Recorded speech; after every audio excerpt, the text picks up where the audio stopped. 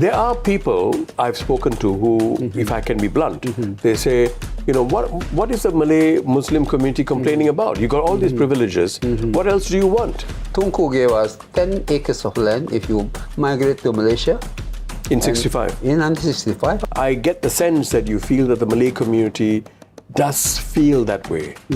Not validated emotionally, not trusted. Are they being accepted as full, total Singapore citizen? That is the question. Hi, Yatiman, how are you? So good to see you. Thank you so much. Please Thank come. you so much. Please come. It's a fine place. Yeah. So here's a welcome drink. Good afternoon to you. Good evening. Yes, thank you very much. That's a non-alcoholic That's great. raw mango margarita for you. Mango. That's right. Thank you very And this much. one here is Thank you. Thank you so much. Non-alcoholic. Thank you. You cannot take And- alcohol. Asking question. Cheers. Cheers.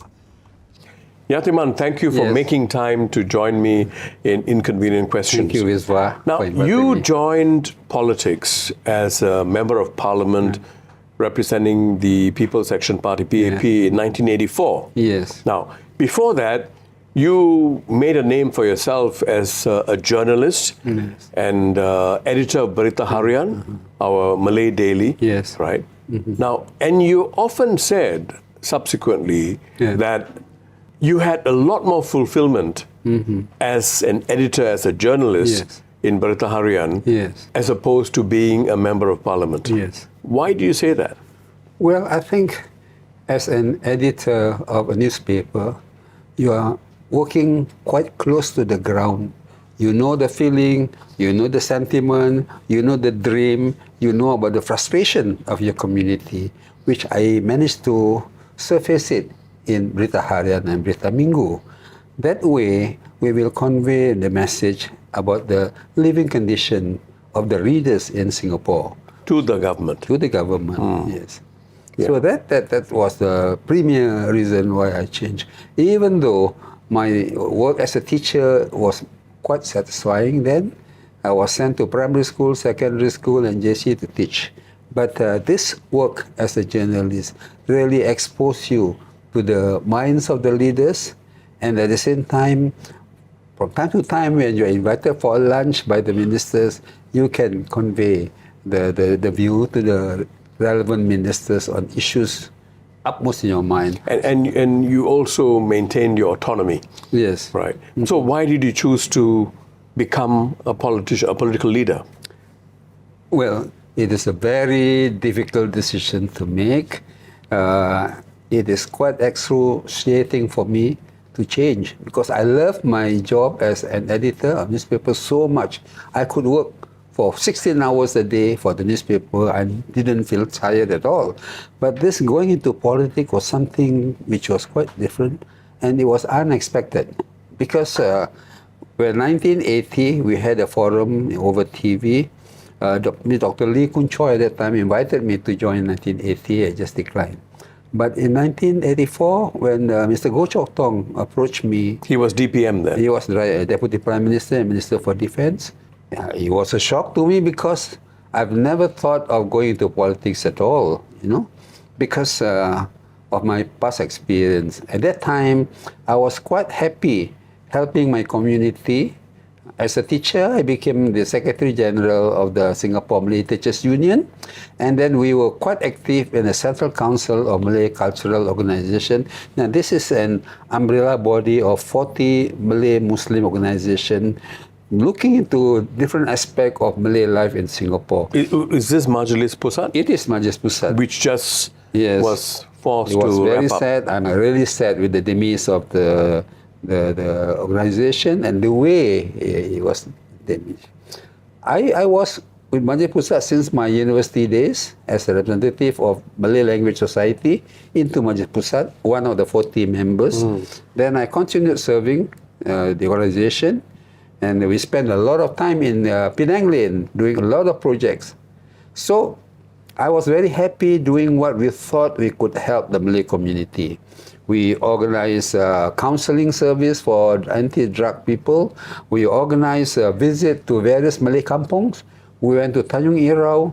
We went to Jalan Majapahit in Jurong. We went to the organization in Hindhede Drive. near the quarry. We went to many places and we talked to Malays who were quite poor. Yeah.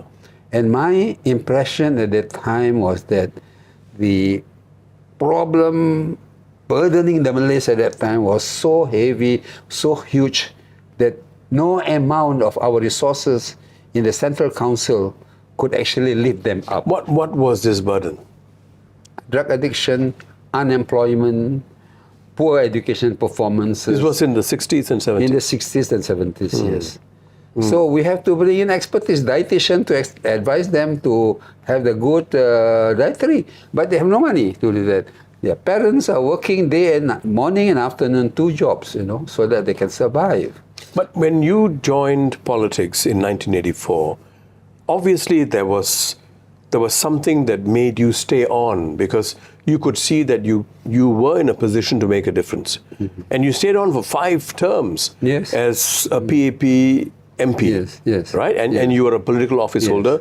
You became a Senior Parliamentary Secretary, which means that you had influence. Yes. Now, do you feel that over the years, the 5 terms that you served as a Member of Parliament, after that, being an influential person in Singapore, do you feel that the condition of the Malay community in Singapore has improved significantly?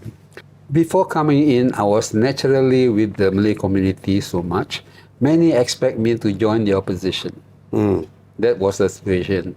So much so when I joined the PAP, I was, in a way, being sidelined by my community. Why? I do not know, because at that time, PKMS was still around and they played the role of this communal politics, And PKMS from Malaysia? Yes. No, PKMS in Singapore. They had a branch here. Yeah, the branch, yeah. So, but at the same time, Majlis Pusat was involved in a running project to alleviate the community. So there is a parallel desire in that sense, so that's how I was in. But the real reason that I came in, after a long thought, after consulting so many people, was that I will be given the opportunity to raise issues direct to the top leadership.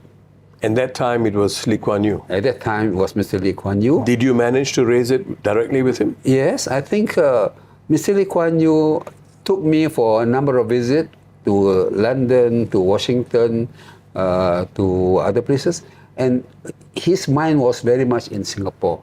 That was where the confluence came in. So when I met him, I believe that he is an able leader. He was an able leader and was quite sincere in doing that. But his style of leadership was a little bit corrosive at that time, because as a student in 1970, we would handle that kind of treatment by the then Prime Minister, young Prime Minister, I must admit. But the idea about having the opportunity of conveying your concern, your thought, your minds about the well-being of your community to the top leadership was quite something that I thought it was quite good for me to join. Because I have tried in an organization trying to lift up, we had no resources. I tried through the newspaper, changing the mindset of the Malays. It didn't work so much. Perhaps if I reach the top, I'm able to convince the new way of helping my Malay community. But do you think there has been sufficient progress in the community over the years? Well, the answer is yes and no. In one area, I think the government, true to what the late President S.R. Nathan told me, you go and help Goh Chok Tong. He is sincere. He is able to help you. You give him your hand to help. Then I thought, okay, he is a sincere man, a man of sincerity that I think I could share in working together with him. So I joined. After joining, of course, the expectations were far higher than the ability to deliver, because in some issues, you need time to develop. Before I accept the offer to join the party, I told Mr. Goh that one of the conditions of my acceptance was you look into the question of Malay loyalty. There was utmost in our mind because there was a source of a lot of problems facing the Malays then, employment and the health. He promised that he will look into it, but he said, I must be patient, that it may take time. That was in 1984. Now, 60 years after that, then I see some progress. 60 years is a very long time. We are talking about 2.5 generations of Singaporean Malays suffering from this non-acceptance of question of trust. So it's a very serious this matter. question of trust, goes back to the definition of it's really the identity of the Malays, Yes. Malay community. Now, the Malay community is seen as the indigenous people of Singapore. Yes. Right? But at the same time, the British during that time, didn't trust the Malay community. In fact, they could see that the Malay community was very tough. In fact, in this book, Beyond Centennial, Perspective on Malays, there's this part in this book, if I may quote, it says, Raffles is known to have read the Sejarah Melayu, Malay annals, that bore stories of the fighting spirit of the Malay kings and their generals and soldiers. This would have made him wary of the Malays and possibly distrustful of them. In many ways, the Malays in Singapore and the Nusantara, which is the Malay archipelago, would have reminded Raffles of the Indian nationalists. Renowned historian, the late Professor Khoo K. Kim in Malaysia, shares this story that illustrates how the British viewed the Malay community in the early 1900s. This is fascinating. Quote, this is what Professor Khoo said.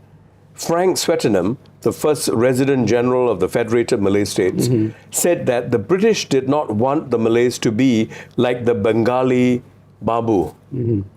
The British gave English education to the Bengalis and they turned against the British.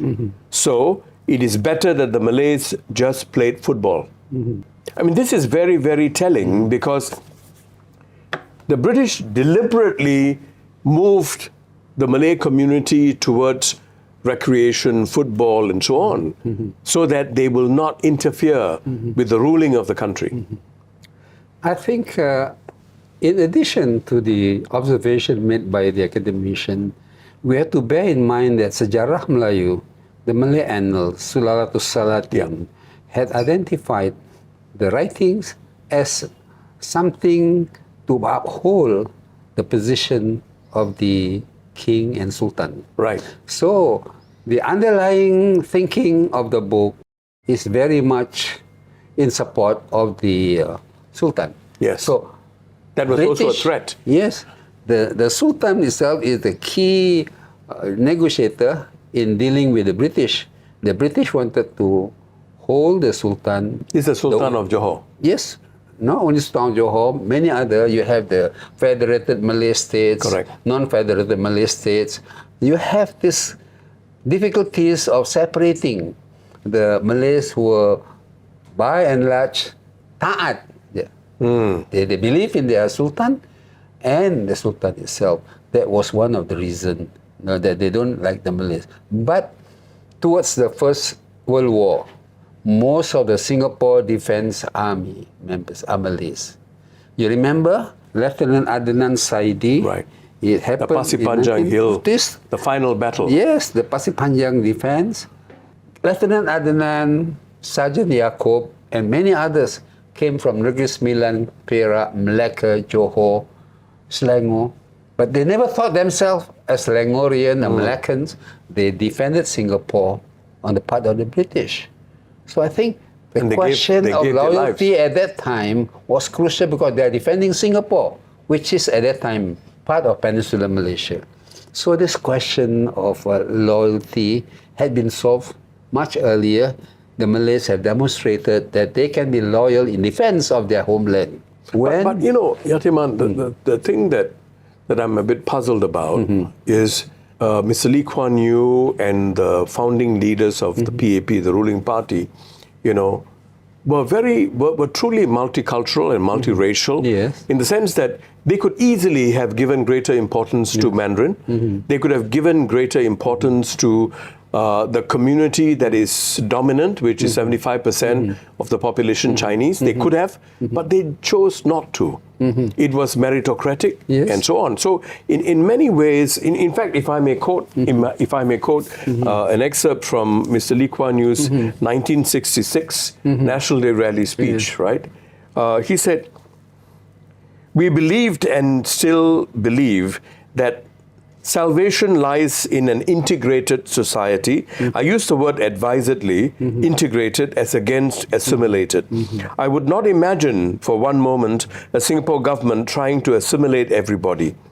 You know, and then he says, 75% Chinese trying to convert 10% Tamils and Hindus and Tamil Muslims and Northern Indian Muslims into good Chinamen, I would not try it. It is not worth the effort. But I say integration is possible. Not to make us one grey mass against our will, against our feelings, against our inclinations, but to integrate us with common values, common attitudes, a common outlook, certainly a common language, and eventually a common culture. Now, these are very noble goals, Yes. right? In 1966. Yes. Now, why does it appear that we did not make sufficient progress with the Malay community? Well, I think there is a gap between what is desired, what is philosophically acceptable and politically implementable, with something to understand the inner desire of each community in Singapore. I would like to say that his idea of integrating multiracial Singapore is quite close to my idea of creating a total citizen of Singapore. In other words, you uphold meritocracy, you uphold philosophy of holding up justice, and you give fair treatment to all citizens, that all will come together. But in the end, when you implement certain policies, would the policy be seen as assisting developing what I consider as a total citizenry of Singapore? In his term, it is an integrated one Singapore. There is overlapping meaning of them, but I think it depends more on how you implement your policy. This is where I think we have to look deeper into it and understand how will be the outcome of the policy resulted in different direction. Do you feel that there was not equal treatment of the Malays, the Malay community, Malay Muslim community, or are you saying that the expectations of the Malay Muslim community as the indigenous people of Singapore are higher than the other communities? Well, there are two aspects of it. One is the reality of what is actually taking place in Singapore. I think in that area there will always be debate that certain people are not getting what they expected. But on the other hand, there is also a gap between the inner feeling, which you call the heart, and what you experience in your life. If deep in your heart you feel that you have not been treated equally, then I think it will translate into your behavior when you talk to other people. So this is the critical area where we have to delve into, and political leadership will have to understand the depth of the feeling of different community, whether Malays, Tamil, Indian, or Eurasian. So that way, you are able to introduce idea which bring them together.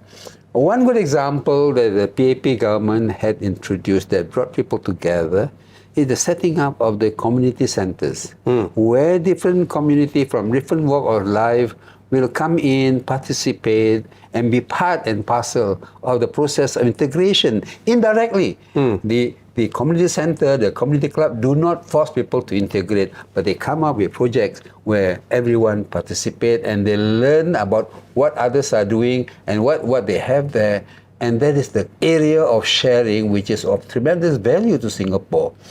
For that reason, I think the People's Association Community Center had created an institution which benefit Singaporean to live together as what Mr. Lee Kuan Yew had earlier urged for. And also the creation of organizations like Mendaki. Yes. Yayasan Mendaki.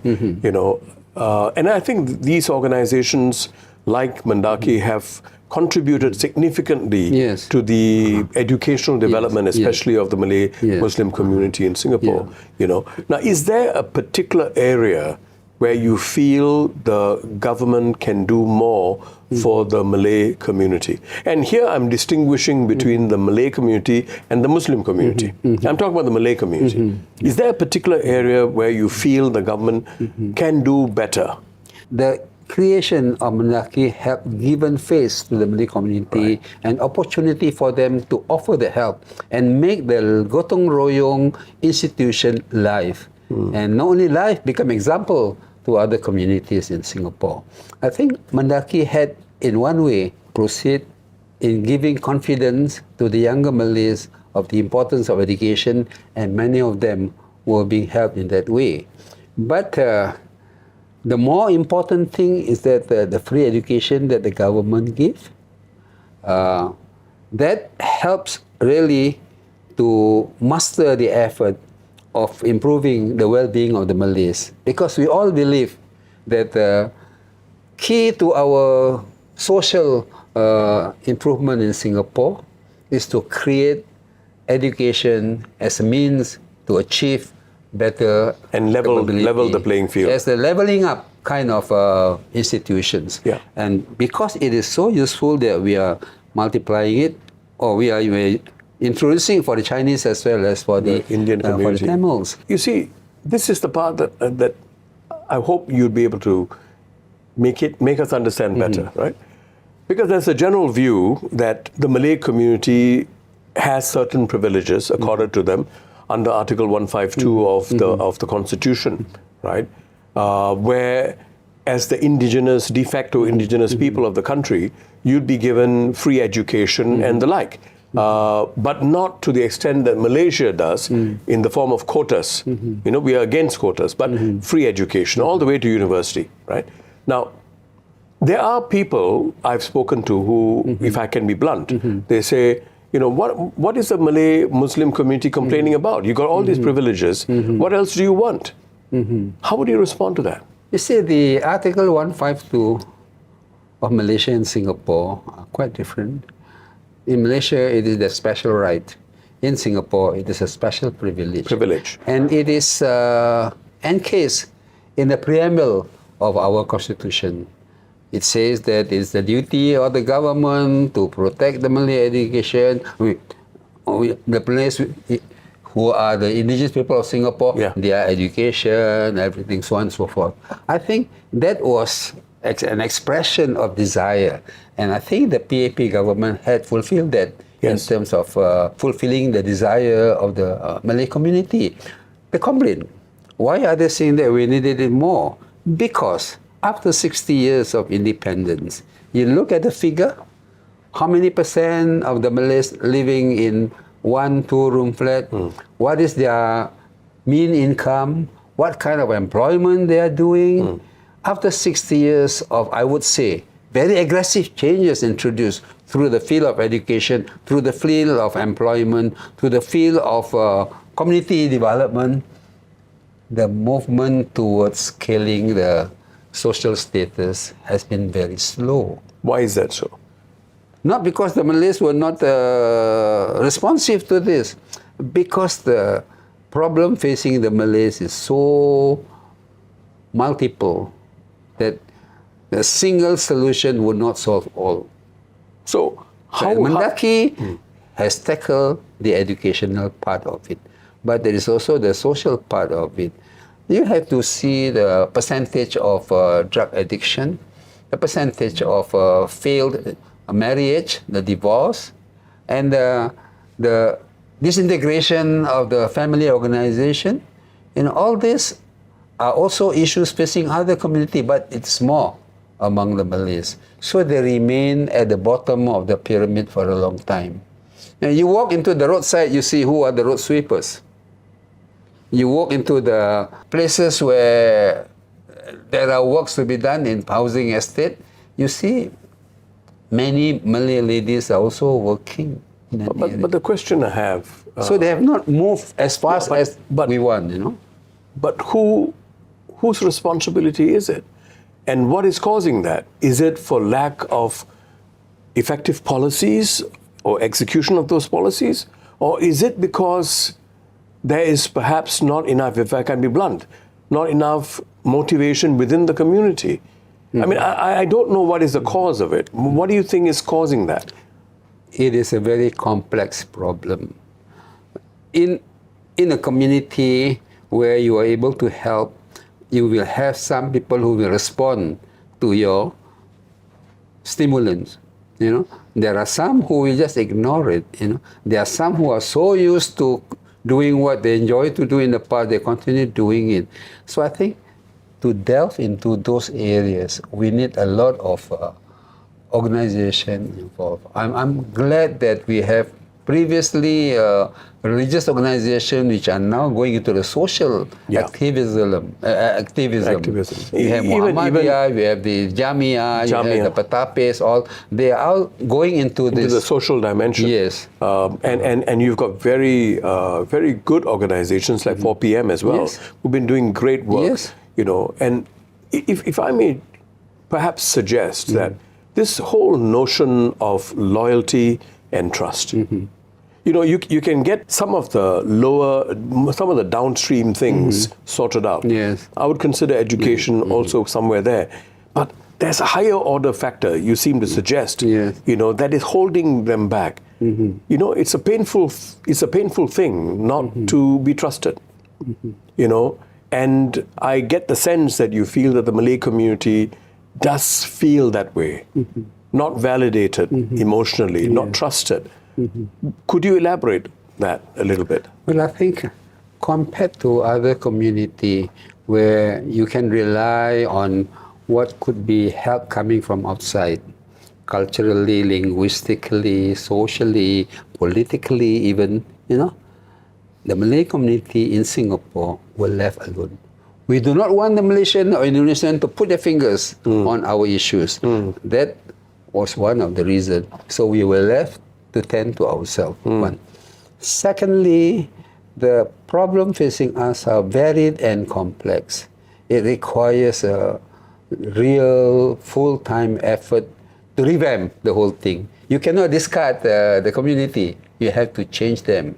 But changing them, changing mind, changing heart and requires a lot. And changing culture. And some will talk that Islam had done them a little bit of help because it gives them the sobriety, the patience, and the willingness to try even harder if things are not that forthcoming. But I think over and above that, there is this new issue that comes in. This pertains to our immigration policy. Yeah. Our immigration policy invite people with talent, with capability to come to Singapore. We cannot expect to have Malaysians coming to Singapore because they're having everything good there for themselves. The Indonesians, we have some restriction for the less well-being, less able Indonesian to come to work in Singapore. Similar restrictions will not apply to China and India. Yeah. So I think these are the things that made them feel that, hey, how come you are inviting outsiders to come in? My grandfather, my father were born in Singapore. You question my loyalty when it comes to going to the army. You send me in the old days to Vigilante Corps. Now you send me to the civil defense. You go to civil defense force to see majority Malays. You don't send me as equal as others. Whereas children of those who came from China, from India, from Bangladesh, from Pakistan, were never questioned. You can go into any defense agency that you like. And also, I guess, I sense a certain level of hurt because the Singapore Malay community, Malay Muslim community, chose to remain in Singapore in 1965. Yes. When actually they had the option of going to Malaysia to be part of the majority in Malaysia. And I guess they feel that that has not been given enough importance, that they chose Singapore as home. You know, you have written, you have compiled your poetry, your poems in this fabulous book, A Trail of Sparks. Yes. You know, and I noticed that you have written quite extensively about loyalty and trust. If I may, Yes, please. if I may read loyalty. So many times already you have poked me with the disturbing question of where actually we stand when the time comes to test our loyalty. This question is disconcerting. The feeling of deep self-worth is piercing the belief that is deeply entrenched while we chose our sides. This land is ours. We live and die here. For me, trust and loyalty are the two faces of a single, undivided block. How could there be loyalty without trust? How could there be trust without loyalty? If it is destined that we are forced to protect the homeland, then you do not worry. We will not hesitate to pull the trigger. Are you prepared to accept us wholeheartedly? Time and the world stand to witness. This is exactly my point.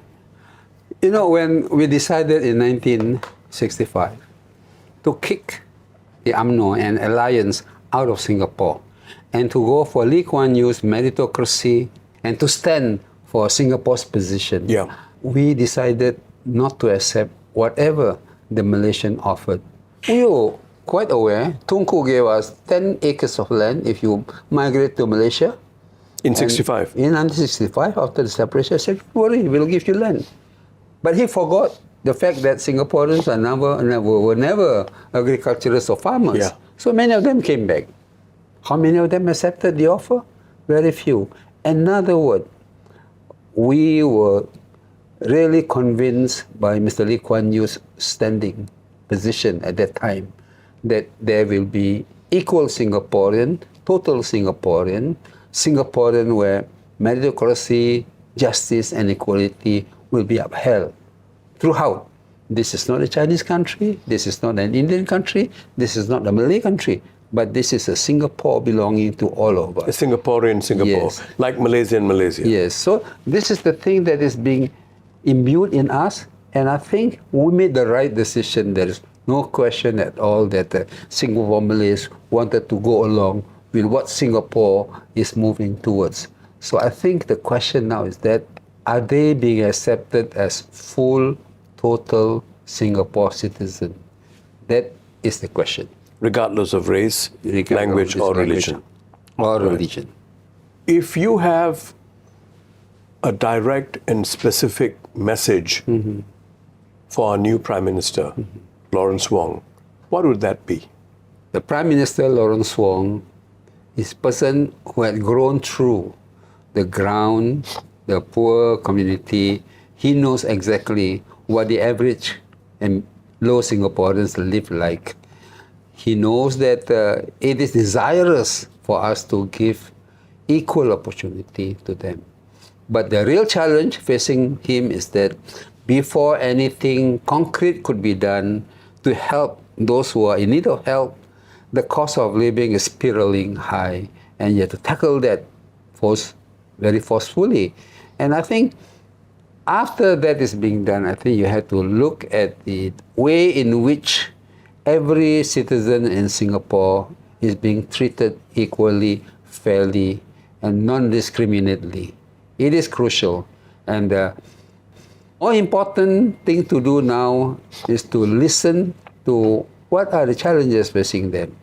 And I think the Prime Minister, Cabinet Ministers, as well as Members of Parliament will have to spend a lot more time re-looking at the situation at the ground and see what are desirous. I think our tendency to hire civil servants to solve the problem had made the Members of Parliament and people who were in the past used to be the direct assistant to the community aside from the process, and that won't be good.